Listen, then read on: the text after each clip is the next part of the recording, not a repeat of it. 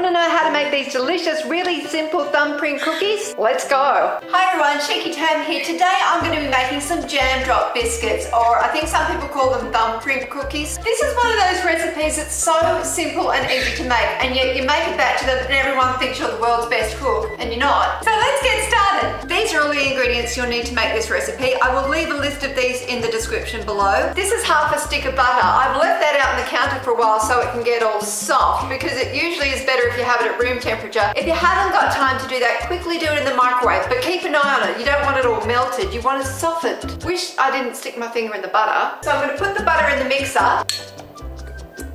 Get off. Add your half a cup of caster sugar or superfine sugar, a teaspoon of vanilla essence.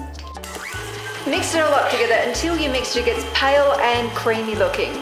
Every now and then I have to stop my mixer because it likes to fling it up onto the side of the bowl. I like to just stop it and put it all down the bottom again, just so it all gets mixed properly. You got one job, mixer, one job. Okay, that looks good to me. You see the colour of that's gone a little bit pale and it looks creamy now? Then add one egg. I always crack my egg into a bowl separately before I add it into my mixture, just in case there's something wrong with the egg. You don't want to ruin your mixture. So plonk that in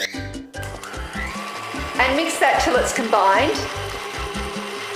Okay, so that is looking good. This is the consistency you want it. It's slightly lumpy, and it will do that when the egg gets put into it. Why am I touching it? See how it looks slightly lumpy? Well, that's okay, as long as it's not completely lumpy. Great cooking tip there, Tam. I know. Then sift your self-raising flour over the butter mixture. There is something really therapeutic about sifting flour. Or is that just me? Oh, here, see? Come on, everyone wants to see an Australian cat. Give him a meow. Then I'm just going to combine this all together.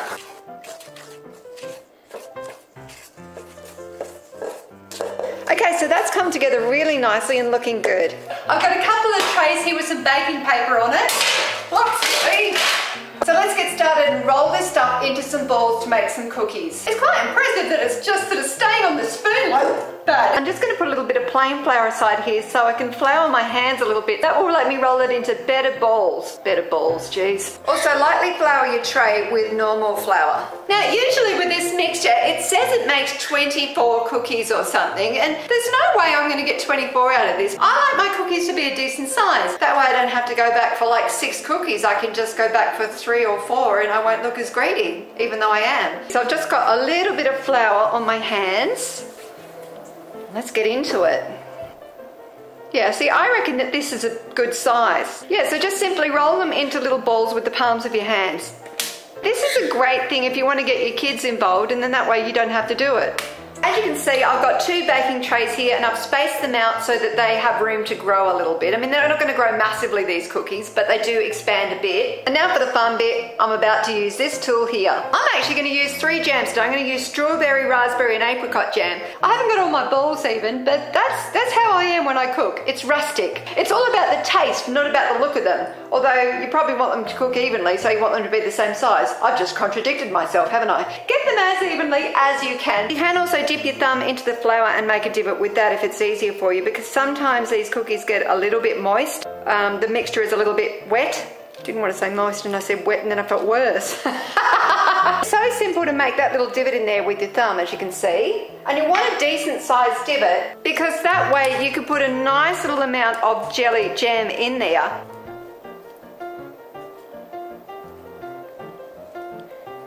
So I've got 2 beautiful trays of cookies here ready to go in the oven. I'm going to put these in for 15 minutes on 180, which is like a moderate oven. So I'm going to pop these in the oven for 15 minutes. Do you want to see me put them in the oven? Sure. Don't look too closely at my oven. I haven't cleaned it. In you go. Have fun. It's halfway through the cook, so I'm just going to quickly swap my trays around so that they bake evenly. Quick, quick.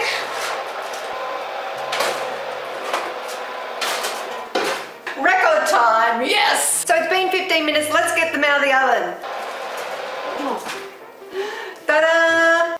Oh, they look absolutely beautiful. Except for these two that stuck together. Just don't look at them. Stop it. But now the challenge is I've got to leave them to sit for half an hour so they cool down. I've got to resist my Cookie Monster urges. Actually, the Cookie Monster's been banned, I believe. A lot of the characters that I loved when I was a kid, they've now banned. Let's get rid of these characters. They're obviously screwing people up. Yeah, so cookies are a sometimes treat, apparently. Well, they haven't been in my household, have they?